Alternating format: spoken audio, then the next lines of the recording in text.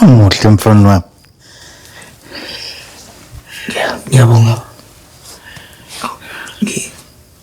Ngingahlala phansi. Ke.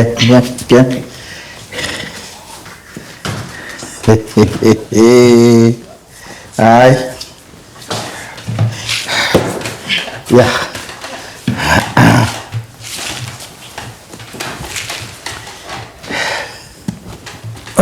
Okunye baba. Nawe ambisa ngimi. Bengicela nje ukuthi ngibonge ukuthi ngingihambise lapha kulesa sikole lesiya. Hayi inhliziyo yami engakuvumela ukuthi ngihambe kodwa kungisizile ukuthi ngiye lapha. Yabona nje sifike safunda kakhulu nangeBhayibheli. Yabona amaHubo 26:4 hlonipha uyihlo nonyoko ukuze insuku zakho zande ezweni. Yazi yangijabulisa lento engiyibonayo lento engizwayo. Usukhuluma nangencwadi engcwele mfana wami. Usho kencwadi engcwele. Kudala ufikile la eXhobo wena.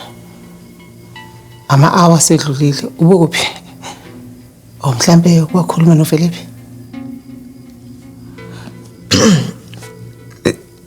Yeah, kubuhlungu ukuthi ngikusho lokho kodwa ngizokusho cha bengingakaze ngikhulume naye.